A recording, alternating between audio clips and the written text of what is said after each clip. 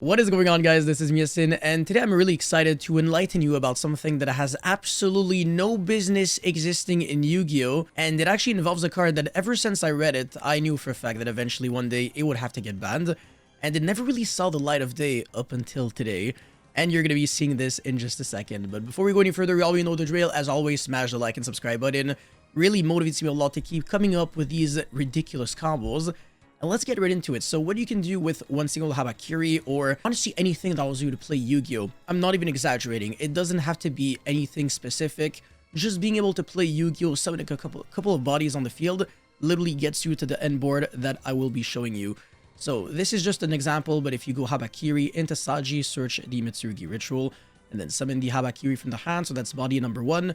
You just gotta count, like, I think if you got to like 4 bodies, this should be full combo. But yeah, summon the Murakumo from deck, and then revive back the Habakiri, search the prayers, tribute that Murakumo, search whatever level 4 monster that you can summon, and then revive back one of your other bodies, revive back the Habakiri, search the mirror, and then you're gonna be normal summoning that Aramasa, and we're gonna be making Epidocus here to turn the Habakiri into a spellcaster, of course. This is a post-Chaos Origins combo, so I think you can see where this is going. And we're going to be searching the Magician's Souls off of Dark Magician and pitch this card right here, Pharaonic Advent.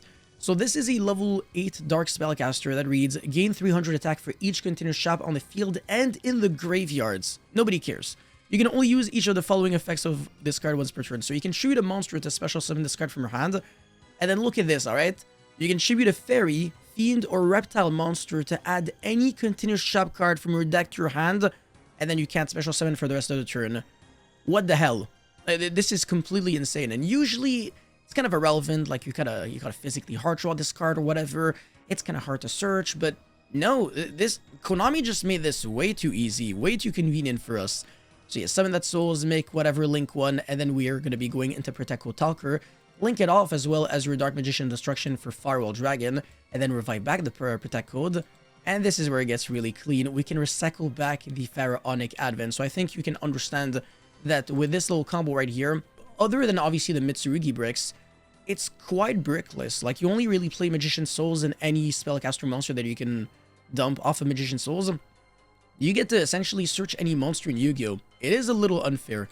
Anyways, now we're going to be making Zena, which is, oh, look at this. Another card that has no business existing in Yu-Gi-Oh! Now, the Mitsurugi Mirror is going to get us another body on the field, so that's going to be the Murakumo by tributing the Futsu, which is going to be searching Great Purification. And then we just need even more bodies on the field, so we're making the Link 4, revive back 2 monsters. This is really just like a rough graphic example. Don't copy exactly this to do the exact same end board, because on paper, I mean, it doesn't even look like that crazy. But what is crazy here is the fact that we can search Anti-Spell Fragrance with one single card.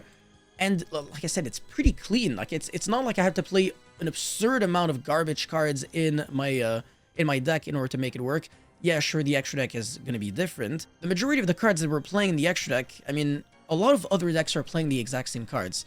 It is really not as unusual as you think. All of that to search anti-spell, I do think is very terrifying, especially in a board breaker format. You can just search something that nullifies so many cards the opponent has. It is really filthy. So yeah, obviously it depends on the other cards that you got in your hand. You're not always going to be ending on a board like this, you know, a used up 4 Charmers, a Murakumo, a Pharaonic Advent. You're playing mega hard into Super Poly, into freaking anything, because your opponent could chain to anti-spell. But yeah, you get the point. You can search anti-spell with one single card. Habakiri is an example, but there are infinite other ways. I just don't want to spoil too much. And yeah, you can make some much bigger boards off of one Habakiri, by the way. Anyways, for a sample deck list, what like a pure Mitsurugi deck profile would look like post Chaos Origins, this is, I guess, something that you could take inspiration from, even though obviously you don't have to play the deck exactly like this. But I am playing 13 1-card starters. Obviously, this is what I recommend. So 3 Pre-Prep, 3 Mitsurugi Prayers, 3 Aramasa, 1 Habakiri, and 3 Corrupted Ritual Records.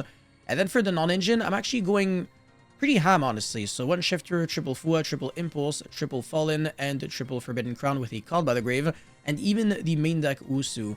So I like this number of non-engine. It is 15, so 7 hand shops with 7 board breakers.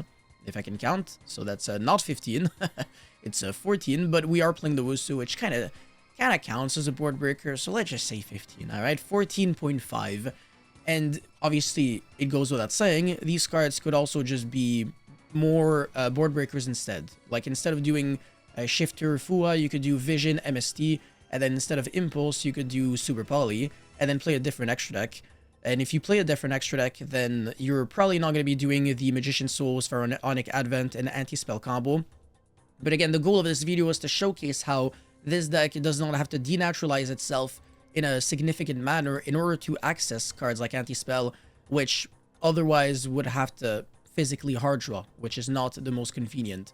But then again, if your goal is to just play Mitsurugi as you used to before, then you don't have to do anything different. Honestly, like, the non-engine is very malleable. You can really just do whatever you want. So just gonna emphasize that. Don't look too much at the non-engine and say, oh, this is a garbage lineup, you shouldn't play Handtrap in Mitsurugi. It doesn't matter. This is really just, like, subject to change. Anyways, the Wusu, the Saji, the Kusanagi, 2 Murakumo, 2 Futsu, 3 Ritual, 2 Mirror, and a Great Purification. So if I'm playing 13 one-card starters, my deck is not consistent enough, meaning that I need extra consistency from my 2-card combinations. And if I add, like, all these cards, if I play 3 Ritual and 2 Mirror, well, first of all, the pre-rep is always going to be live, because it's not like I risk drawing the 1 of Mirror and a pre-preparation, which would be absolutely devastating, would break my heart completely. But also, Mitsurugi Ritual can be physically good to hard draw when you got either Murakumo or Futsu or Saji or even Wusu even. That is a full combo. You can Ritual Summon from deck and play the game from there. And is it full combo? You know, that's debatable, but you know, you at least, like I said, you get to play Yu-Gi-Oh! So yeah, 40 cards in the main deck. I don't know if you need to play any more. If you want to, you can. You can play 41, 42. Just make sure that you math out your deck and that it is consistent enough, because Mitsurugi does have a consistency issue.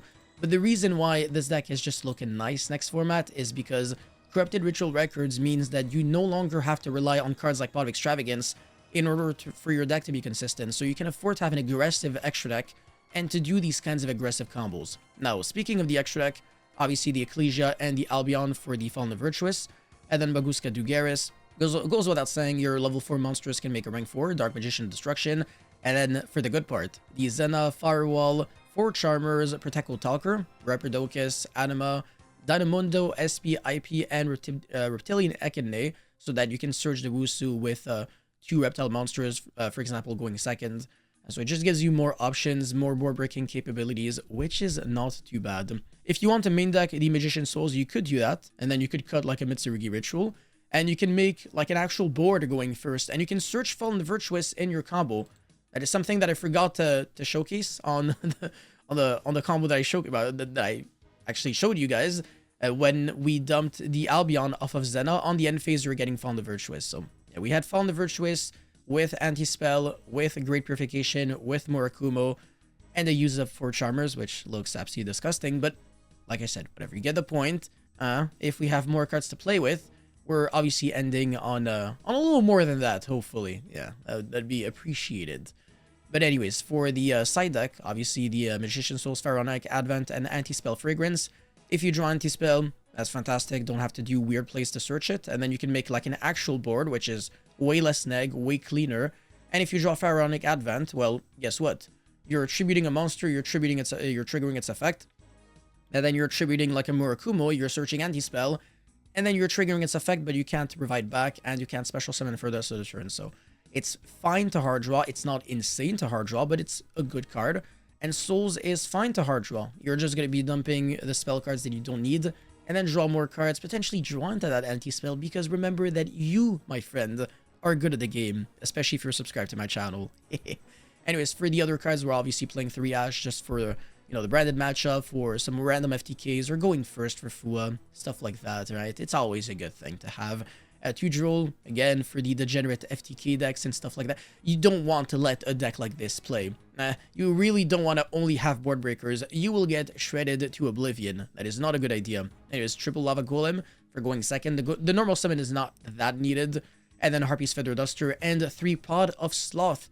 This card is broken.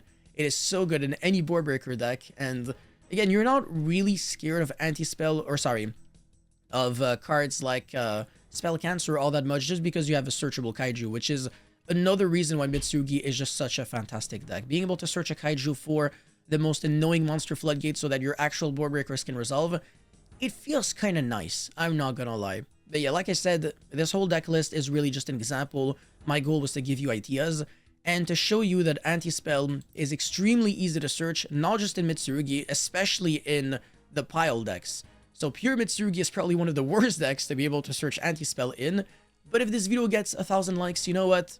I'm gonna be leaking the goo. I'm gonna be showing you the best combos that can end on anti-spell fragrance. But yeah, that's pretty much it for this video, guys. Thank you so much for watching. Don't forget to like and subscribe, and I'll see you guys very soon. Peace.